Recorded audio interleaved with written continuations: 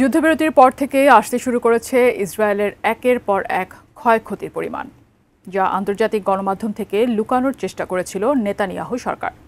শুধু ইসরায়েল নয়, এই সংঘাতে যুক্তরাষ্ট্রের ব্যাপক আর্থিক ক্ষতি হয়, যার পরিমাণ 1000 মিলিয়নের ওপর।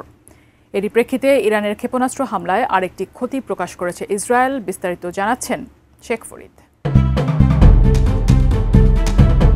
ইরানের ক্ষেপণাস্ত্র থেকে ইসরায়েলকে বাঁচাতে যুক্তরাষ্ট্রের ডলার নিঃশেষ হয়েছে 1000 মিলিয়নের উপর।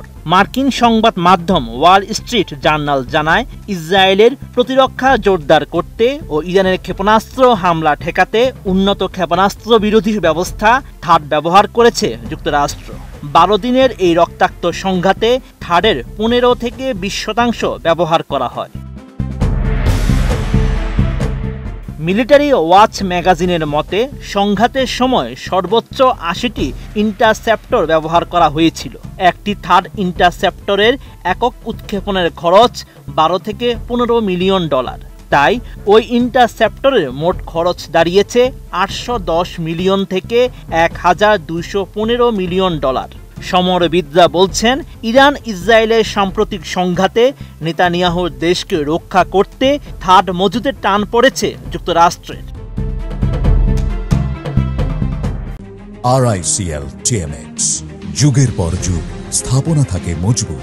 এদিকে ইরানের পাল্টা ক্ষেপণাস্ত্র হামলার পর থেকে ক্ষয়ক্ষতি লুকানোর চেষ্টা করে আসছিল নেতানিয়াহুর সরকার। এরই ধারাবাহিকতায় ইসরায়েলের প্রতিরক্ষা সদর দপ্তরের কাছে অ্যাপার্টমেন্ট টাওয়ার এবং শপিং মলে ক্ষেপণাস্ত্রের ক্ষয়ক্ষতি সুকৌশলে গোপন রেখেছিল তেল আবিব।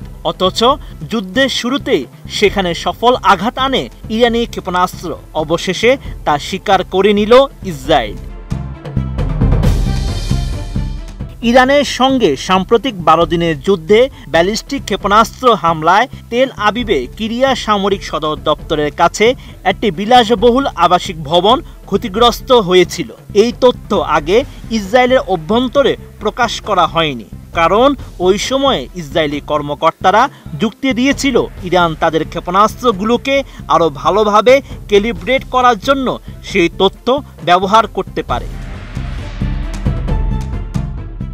ইসরায়েলি সংবাদ মাধ্যম টাইমস অব ইসরায়েল জানায়, আইডিএফ সদর দপ্তরের কাফলান স্ট্রিটের প্রবেশপথের কাছে অবস্থিত আজরিয়েলি মলও ব্যালিস্টিক ক্ষেপণাস্ত্র হামলায় ক্ষতিগ্রস্ত হয়েছে, যার আনুমানিক পরিমাণ 10 লাখ শেকেল।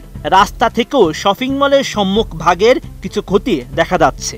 12 দিনের সরাসরি সংঘাতের সময় ইসরায়েলে 500টিরও বেশি ব্যালিস্টিক ক্ষেপণাস্ত্র নিক্ষেপ করে ইরান, যার ফলে 28 জন নিহত হয় এবং হাজার খানেক আহত হয়েছে। Sheikh Farid, ATN news.